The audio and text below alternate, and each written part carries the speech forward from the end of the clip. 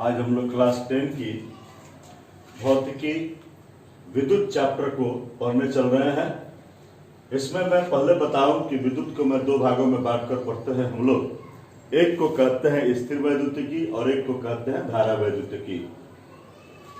तो भौतिकी की वह शाखा जिसमें विरामावस्था में आवेश का अध्ययन किया जाता है। आवेश का अध्ययन जब विराम में हो, स्थिर अवस्था में हो, आराम में हो, तब करते हैं तो उसको स्थिर विद्युतिकी कहते हैं। और जब वह आवेश गति की अवस्था में हो तब उसका अध्ययन करते हैं तो उसको हम लोग धारा वैद्युतिकी कहते हैं। लेकिन उसी आवेश की, जिस आवेश की मैं चर्चा यहाँ कर रहा हूँ, उस आवेश की थोड़ी सी हिस्ट्री के बारे में चलेंगे कि कैसे दुनिया में लोगों ने उसके बारे में जाना और दुनिया में कैसे उसकी खोज हुई। तो 600 BC की बात है कि ग्रीक के 7 चतुर्लोक, जिसको थेल्स ऑफ मिलिटस कहा जाता है, इन लोगों ने देखा कि अंबर की छड़ को किसी सिल्क वगैरह के कपड़े पर रगड़े और उसके बाद देखे कि अन्य पदार्थ के छोटे छोटे टुकड़ों को अपनी ओर आराम से खींच लेता है, आकर्षित कर लेता है। तो उन्होंने दुनिया को बताया कि भैया कुछ ऐसा चीज है जो इसमें उत्पन्न हो गया है और ये आकर्षित कर रहा है। उस अंबर को ग्रीक की भाषा में इलेक्ट्रम कहते हैं। ग्रीक शब्द है इलेक्ट्रम, उसी से इलेक्ट्रॉन शब्द की उत्पत्ति हुई और आगे चलकर इलेक्ट्रिसिटी समझ सकते हैं कैसे उत्पन्न होती है। लगभग 1600 AD की बात है कि विलियम गिलबर्ट, जिन्होंने एक किताब लिखी थी डी मैग्नेटो, वो रानी एलिजाबेथ के फिजिशियन थे, उन्होंने भी जो है सो कि ऐसा ही प्रयोग किया। उन्होंने बताया कि देखिए अंबर, उन्होंने इलेक्ट्रिका उसको कहा था कि इस तरह की वो आकर्षित करने की स्थिति है। लेकिन आगे चलकर फ्रांस के हमारे जो वैज्ञानिक थे डुफे, उन्होंने जो है बताया कि इलेक्ट्रिसिटी ये दो प्रकार के हैं, एक है विट्रियस और एक है रेजिनस। इन्होंने टू फ्लूइड थ्योरी का समर्थन किया, लेकिन उसी चीज को नकारते हुए और कुछ अपनाते हुए बेंजामिन फ्रैंकलिन ने, जो अमेरिकन थे, इन्होंने कहा कि नहीं, आवेश जो है ये दो प्रकार के होते हैं। आवेश दो प्रकार के होते हैं। कौन कौन? तो एक आवेश होता है धन आवेश और एक होता है ऋण आवेश। धन आवेश और ऋण आवेश, इन्होंने भी जो है सो सही रगड़ कर देखा और बताया कि देखिए कांच की छड़ को जो है रगड़ते हैं सिल्क के साथ, तो कांच की छड़ पर पॉजिटिव और सिल्क पर नेगेटिव चढ़ता है। और रोआ या ऊनी कपड़ा को जो है एबोनाइट, अंबर या रबर छड़ से रगड़ते हैं तो इन लोगों पर जो है सो कि पॉजिटिव है, इन लोगों पर नेगेटिव चढ़ता है। ऊनी कोट को कुर्सी पर बैठे हो, प्लास्टिक की कुर्सी पर ऐसे ऐसे रगड़ रहे हो कुछ देर, तो ऊनी कोट भी क्या हो जाता है, धन आवेशित हो जाता है और प्लास्टिक से ऋण आवेशित हो जाती है। ऊनी कारपेट जो बिछा हुआ है उस पर यदि जो है सो कि हम लोग रबर की जूता पहनकर चल रहे हैं तो उसमें रगड़ के कारण वह ऊनी कारपेट जो है धन आवेशित हो जाता है और रबर जूता ऋण आवेशित हो जाता है। वैसा ही नायलॉन या एसीटेट को कपड़ा से रगड़ते हैं तो ये नायलॉन या एसीटेट धन आवेशित और कपड़ा ऋण आवेशित हो जाता है। और वैसे ही अपने बालों में हम कंघी, ड्राई शुष्क बाल में यदि हम कंघी करते हैं तो हमारा बाल जो है सो कि हमारा बाल हो जाता है धन आवेशित और यह हमारा कंघी हो जाता है ऋण आवेशित। तो ये कैसे, ये आवेश क्या है भाई, इसी के बारे में हम लोगों को चर्चा करनी है। जल्दी से इसको थोड़ा सा देखिए, हम आवेश के बारे में चर्चा करते हैं। तो आवेश को जान ही लेंगे आज हम लोग। आवेश, मैंने कहा कि किसी भी पिंड की वह इंट्रिंसिक प्रॉपर्टी जिसके कारण वह अन्य पिंड को आकर्षित या विकर्षित करता है, वही उसका आवेश। लेकिन सर आपने कहा लेकिन यह गया नहीं। अरे छोटी सी बात है भैया, किस दुनिया में रहते हो, जिस दुनिया में रहते हो उसी दुनिया की मैं बात कहता हूं। मैं उस गुण को आप में खोजता हूं। वह कौन सा गुण है आप में, वह आपका आंतरिक कौन सा गुण है जिसके चलते आप किसी को लव करते हो या किसी को हेट करते हो।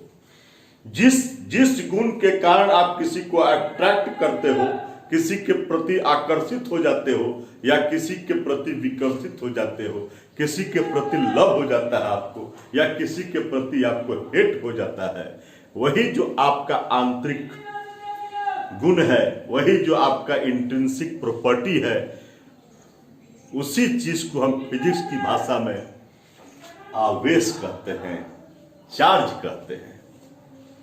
क्लियर हो गया सर, एकदम क्लियर हो गया। लेकिन ये उत्पन्न कैसे होता है, कैसे हम किसी को लव करते हैं और किसी को हेट करते हैं, ये परिस्थिति कैसे उत्पन्न होती है, इसी चीज को हम लोग देखने जा रहे हैं और उसी चीज को समझने का प्रयास कर रहे हैं यहाँ पर। तो मैंने बताया कि जब दो चीजों को आप रगड़ते हो, मान लो कि कंघी है तुम्हारे पास, एक कंघी है और ये कंघी और जो है सो कि इधर तुम्हारा बाल है, ये बाल है, ठीक है, ये बाल गिरे हुए हैं आपके, ये बाल, ये कंघी से बाल को रगड़ते हो, कंघी को बाल से रगड़ते हो, तो ये कंघी का वर्क फंक्शन कम होता है, वो कंघी का वर्क फंक्शन कम होता है, इसका वर्क फंक्शन कम होता है, ठीक है, जिसका वर्क फंक्शन कम होता है और इसका वर्क फंक्शन ज्यादा होता है। कंघी का नहीं, बाल का वर्क फंक्शन कम होता है और कंघी का वर्क फंक्शन ज्यादा होता है, ठीक है। तो वर्क फंक्शन जिसका कम है और वर्क फंक्शन जिसका ज्यादा है, वर्क फंक्शन जिसका कम है और वर्क फंक्शन जिसका ज्यादा है, तो जिसका वर्क फंक्शन कम होता है वह अपने में से इलेक्ट्रॉन निकालकर इसको दे देता है।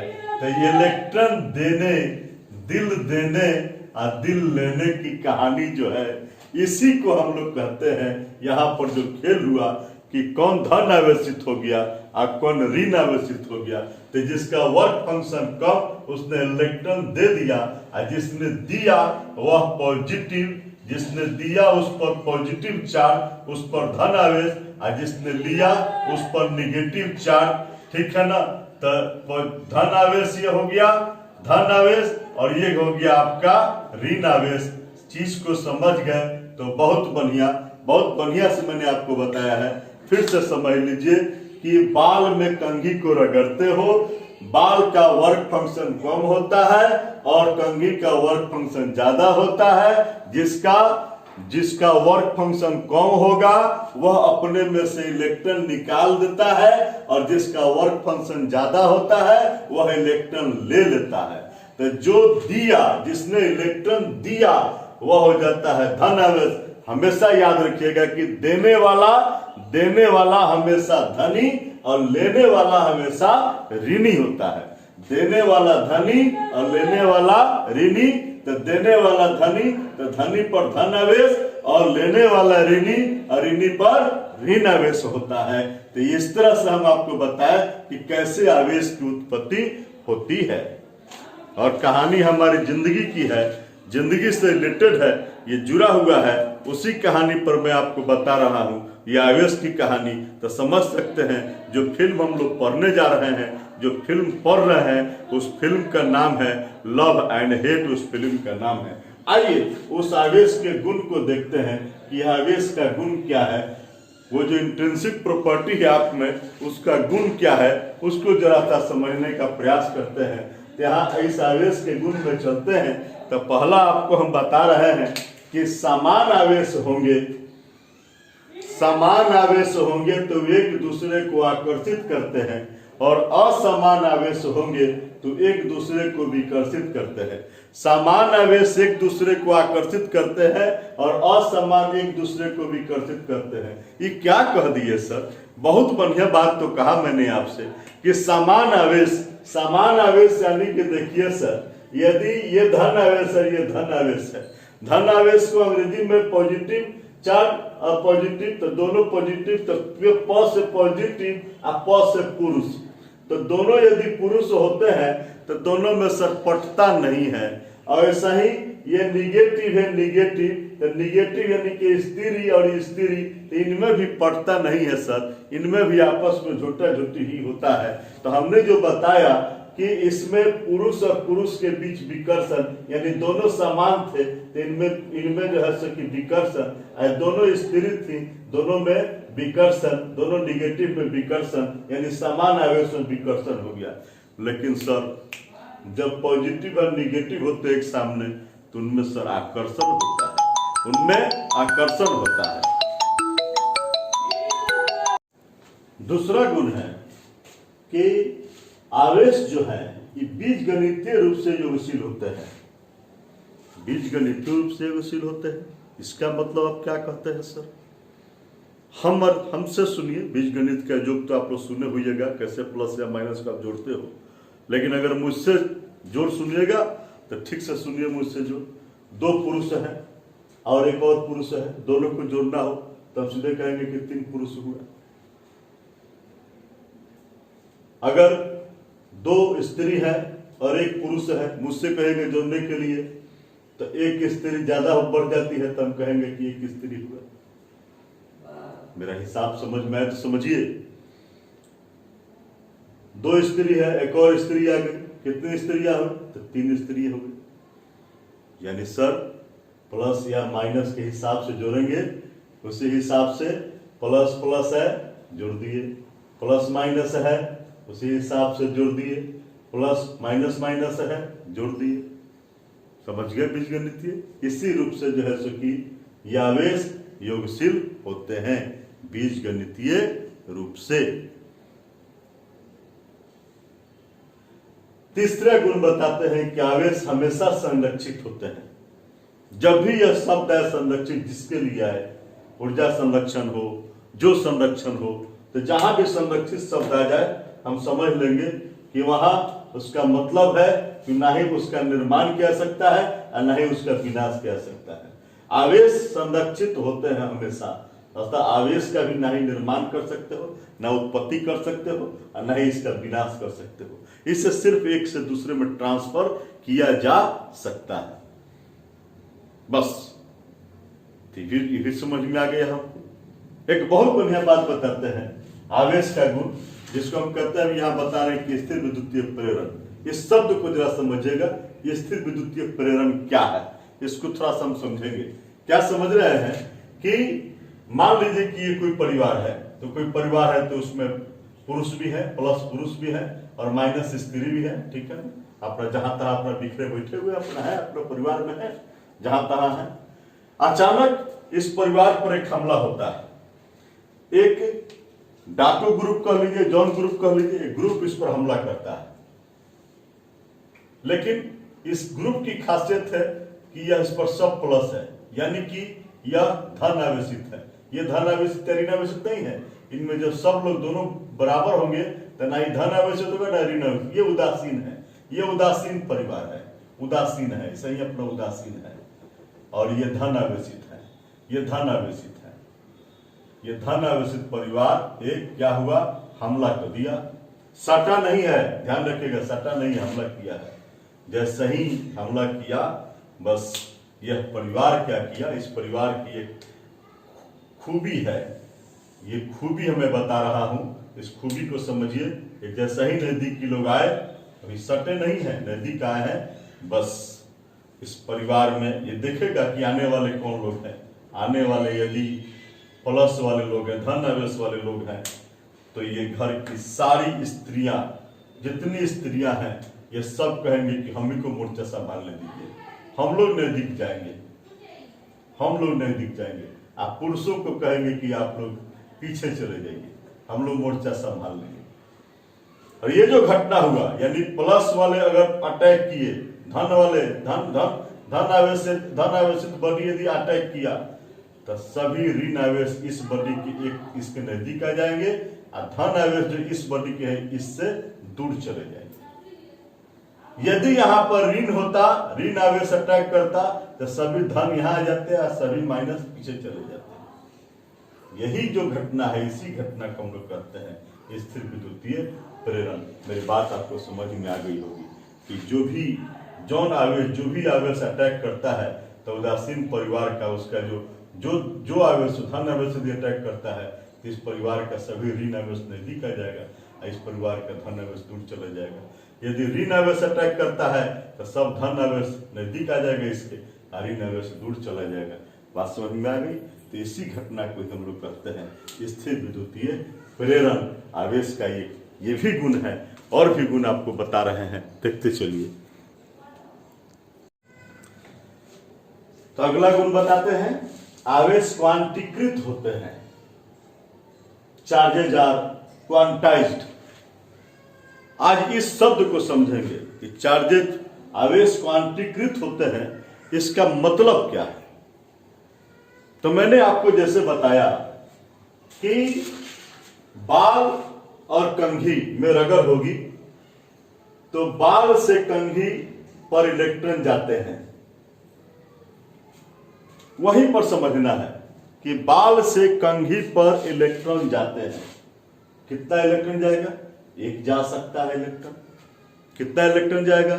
2 जा सकता है, 3 इलेक्ट्रॉन जा सकता है, 4 इलेक्ट्रॉन जा सकता है, 10, 20, 50, 100, 150, 200, 500 इलेक्ट्रॉन जा सकते हैं। लेकिन सर, इलेक्ट्रॉन का जो पूरा शरीर है उसको काट के नहीं भेजिएगा, यानी 4.5 इलेक्ट्रॉन नहीं जाएंगे, 3.25 इलेक्ट्रॉन नहीं जाएंगे, 4.25 इलेक्ट्रॉन नहीं जाएंगे, यानी 4.2 इलेक्ट्रॉन नहीं जाएंगे। जब जाएगा तो 4, 5, 6, 7 इस तरह से इलेक्ट्रॉन इस स्टेज पर जा सकते हैं। यानी 2 आदमी में रगड़ हुआ, मान लो कि आप 2 आदमी हो, दोनों आदमी में रगड़ हुआ तो एक दूसरा को क्या देगा? लड्डू देगा। लड्डू देगा तो लड्डू फोड़ फाड़ के नहीं देगा, 1 लड्डू देगा, 2 देगा, 3 देगा, 4 देगा, 5 देगा। उसी जो इलेक्ट्रॉन दे रहा है हम उसको मान लिए हैं लड्डू।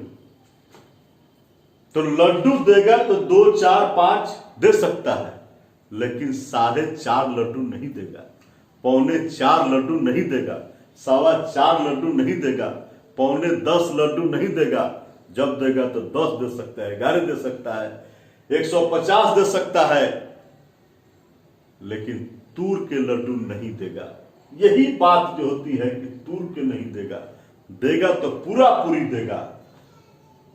इसी बात को हम क्वांटीकरण कहते हैं कि देगा तो पूरा पूरी देगा, और इसी को हम लोग क्या कहते हैं? क्वांटीकरण कहते हैं कि आवेश क्या होते हैं? क्वांटीकृत होते हैं, यानी 1 इलेक्ट्रॉन पर 1 इलेक्ट्रॉन दे सकते हैं, 2 दे सकते हैं, 4, 10 दे सकते हैं, लेकिन आधा अधूरा नहीं देंगे। यही क्वांटीकरण कहलाता है। और एक बहुत बढ़िया बात बताते हैं आपको। मैंने लड्डू कहा, जिस चीज को लड्डू कहा, यहाँ इलेक्ट्रॉन शब्द लिए हैं और हम अपनी भाषा में उसको लड्डू कहें। लड्डू खाए?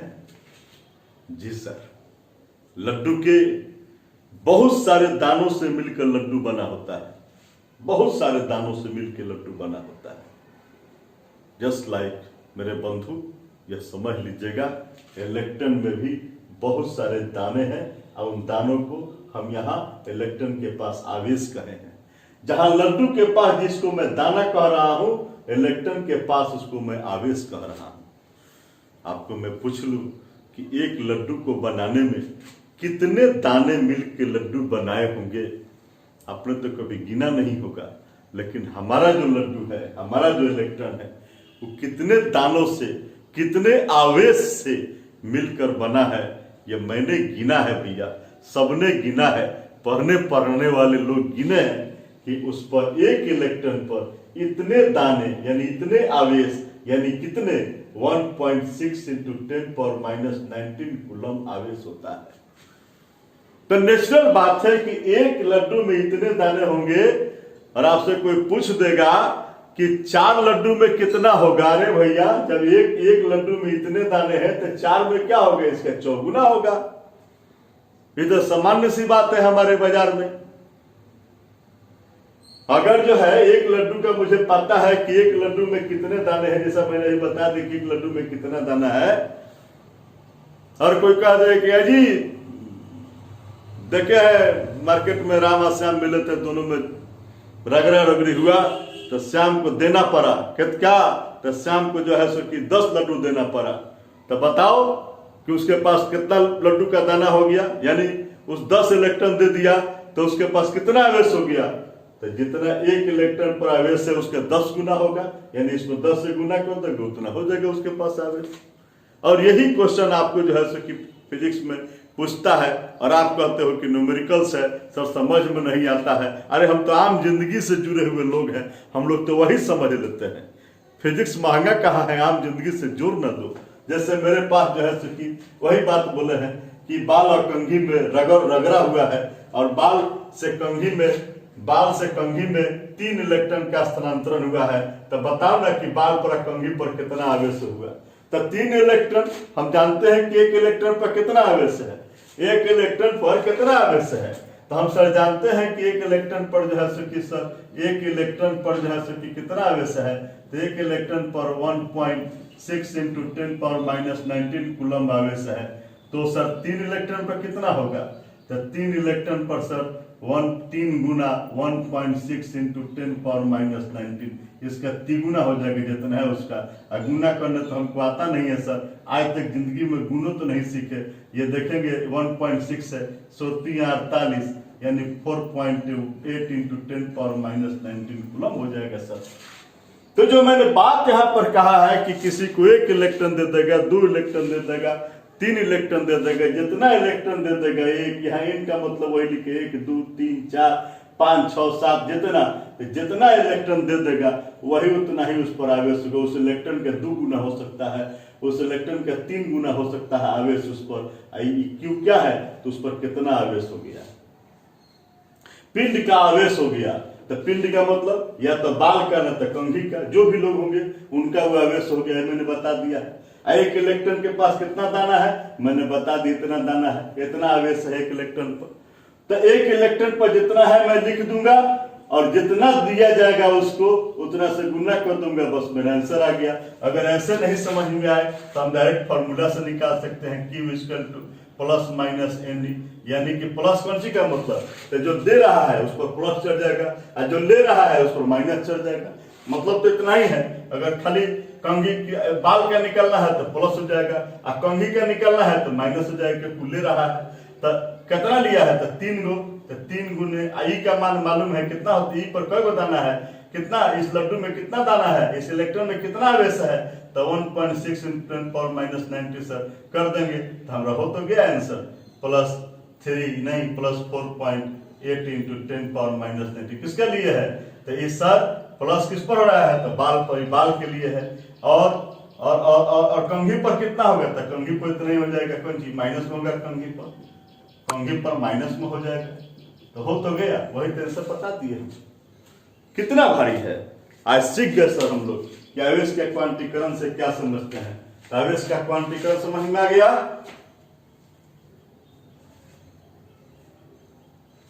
एक क्वेश्चन और लेते हैं हम लोग, एक क्वेश्चन हम लोग के सामने और है, हम चाहे तो ले सकते हैं उसको, तो ले लेते हैं क्वेश्चन को कि यदि जो है ऐसा क्वेश्चन लेते हैं, देखते हैं थोड़ी सी अपना हम लोग का ये माथा काम कर रहा है कि नहीं। मैंने बताया कि कंघी और बाल को रगड़ने पर कंघी पर 8.0 × 10⁻19 कूलम आवेश है, तो बतलावे कितना इलेक्ट्रॉन का स्थानांतरण हुआ। एकदम आसान से बता देंगे। जब पता है कि हमारे पास कितना दाना है, अगर ही पता है कि इतना दाना से 1 लड्डू बन जाता है, ये अगर पता हो कि दाना कितना है तो हम अपने बता देंगे कि उतना दाना से कितना लड्डू बना सकते हैं हम लोग। अगर हमको मालूम है कि 5 दाना से 1 लड्डू बनता है, अब मेरे पास 20 दाना होगा तो कै गो लड्डू बनेगा, नेचुरली है कि 4 गो लड्डू बनेगा। 5 दाना से यदि 1 लड्डू बनता है तो 20 दाना से कै गो लड्डू बनेगा, तो 4 लड्डू बनेगा।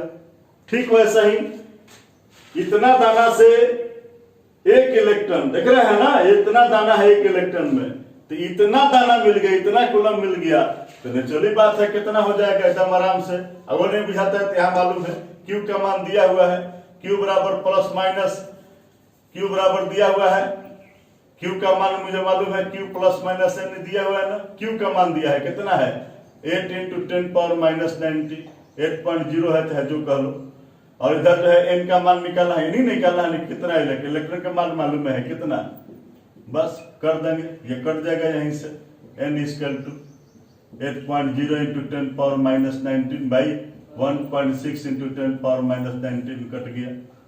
ये देखिए 16 यानी कि 5 इलेक्ट्रॉन का ट्रांसफर हुआ है। कितना इलेक्ट्रॉन का ट्रांसफर हुआ है? 5 इलेक्ट्रॉन का। मुझे ख्याल है कि आपको समझ में आया होगा मेरी बात, और फिर इसके बाद अगले एपिसोड में आपसे मिलते हैं। तब तक के लिए थैंक्स।